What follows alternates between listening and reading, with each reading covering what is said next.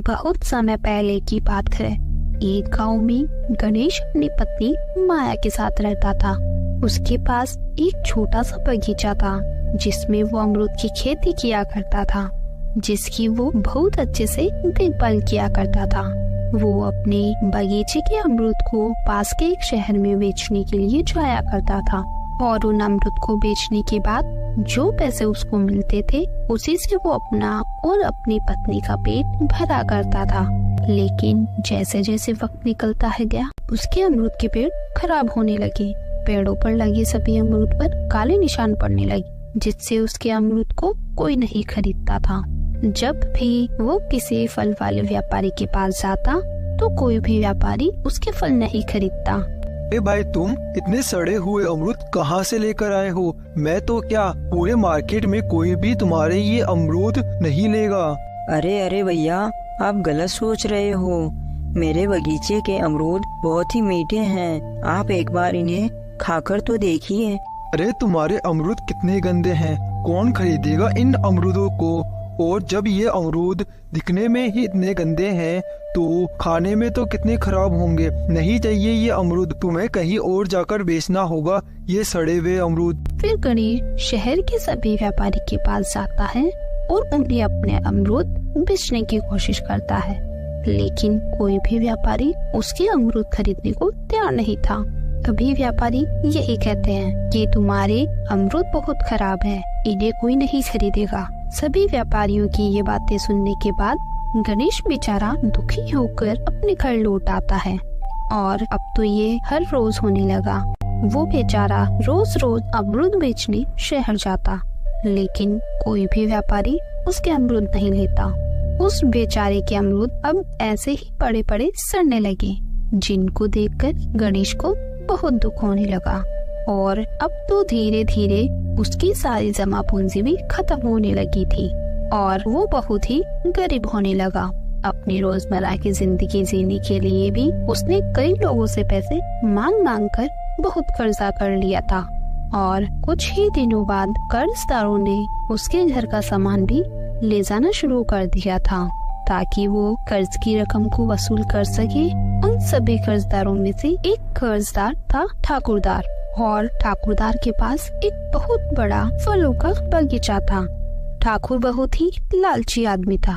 उसके बगीचे के फल अच्छे होने की वजह से सारे व्यापारी उसी से फल खरीदते थे। इसी बात का फायदा उठाकर ठाकुर व्यापारी को ऊंचे दामों में अपने फल बेचा करता था और ठाकुर कभी भी किसी को अपने से ऊपर नहीं देखना चाहता था। और अब वो गणेश की ऐसी हालत देखकर मन ही मन बहुत खुश होता है। अरे गणेश भाई, मैंने सुना तुम्हारे ऊपर बहुत कर्जा है और तुम्हारे अमरूद के सारे पेड़ भी खराब हो गए हैं और अब तुम्हारे पास कोई काम भी नहीं बचा है। अगर तुम काम करना चाहो तो तुम मेरे यहाँ बेलदारी का काम कर सकते हो, वरना अगर तुम चाहो तो रोड पर भीख भी मांग सकते हो। ठाकुर की ये बात सुनकर गणेश को बहुत गुस्सा आ जाता है। सुन ले मेरी बात ठाकुर, तुझे तेरे पैसों पर बहुत घमंड है ना। एक दिन तेरा ये घमंड मैं चोर कर दूंगा, देख लेना। एक दिन मैं तुझसे ज्यादा अमीर बनकर दिखाऊंगा।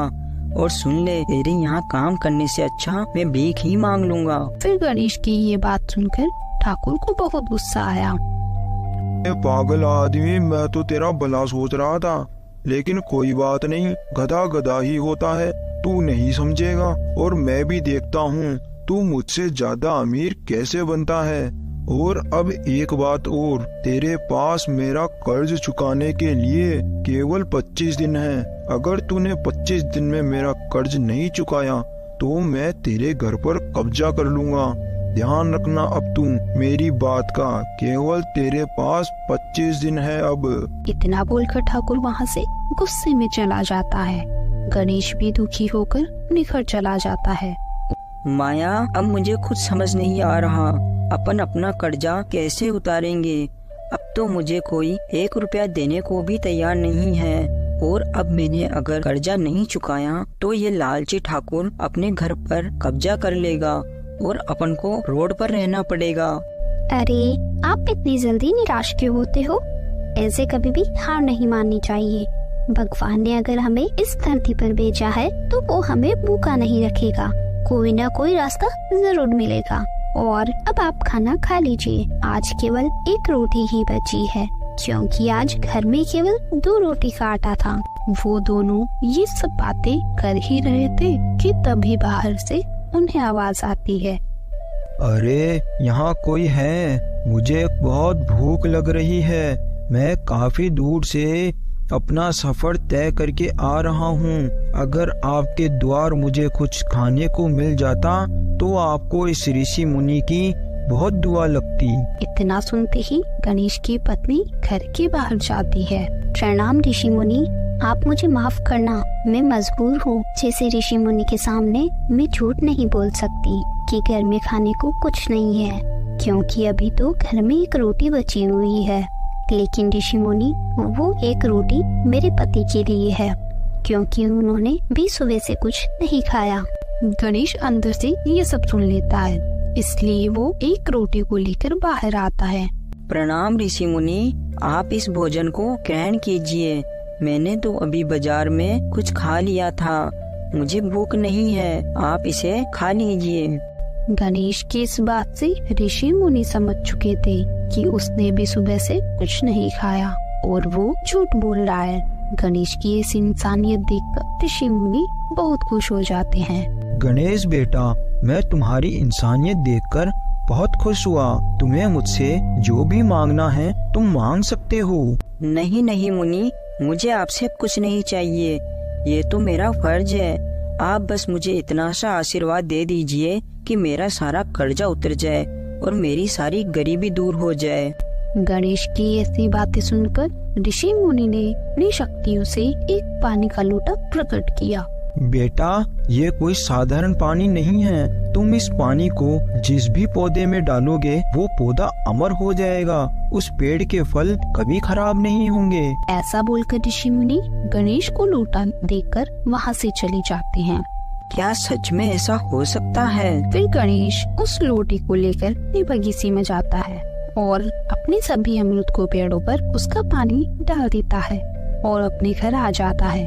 फिर अगले दिन सुबह जब गणेश अपनी बगीचे में जाकर देखा तो उसके सारे अमरूद के पेड़ों पर अलग ही चमकदार अमरूद लगे थे। तो वो एक अमरूद को तोड़कर हाथ में लेता है, तभी वो अमरूद एक सोने का अमरूद बन जाता है। यह देखकर गणेश बहुत खुश हो जाता है और उस अमरूद को लेकर शहर के एक सुनार के पास जाता है। सुनार उस अमरूद की जांच करके गणेश को अमरूद के बदले काफी सारे पैसे दे देता है। तो गणेश पैसों को लेकर सबसे पहले ठाकुर के यहाँ जाकर उसके कर्ज के पैसे लौटा देता है। ठाकुर गणेश के पास इतने पैसे देखकर सोच में पड़ जाता है। गणेश के पास इतना सारा पैसा कहाँ से आया? कल तक तो ये काम के लिए इधर उधर भटक रहा था, लेकिन छोड़ो, मुझे क्या करना है, मुझे तो मेरा कर्ज के सारे पैसे मिल गए। फिर ऐसे ही गणेश धीरे धीरे सोने के अमरूद को बेचकर बहुत ही अमीर बन जाता है। गणेश को इस तरह अमीर बनते हुए ठाकुर हैरानी में पड़ जाता है। कल तक तो ये गणेश रोड पर भीख मांग रहा था, लेकिन आज पता नहीं इसके पास इतना पैसा कहाँ से आ गया। लगता है इसके हाथ कोई खजाना लग गया है, मुझे इस बारे में पता करना होगा। फिर रात में ठाकुर गणेश के बगीचे में जाता है और उसके बगीचे में हरे भरे अमरूद देखकर खुद से बोलता है, लगता है इसके अमरूद सोने के हैं, इसीलिए ये रोज रोज शहर के सुनार के पास जाया करता था। फिर ठाकुर जैसे ही अमरूद तोड़कर हाथ में लेता है तो वो अमरूद काला पड़ जाता है, क्योंकि वो अमरूद किसी भी लालची व्यक्ति के हाथ में जाते ही काला पड़ जाया करते थे। उन अमरूद को केवल वही व्यक्ति तोड़ सकता था जिसके मन में कोई लालच ना हो।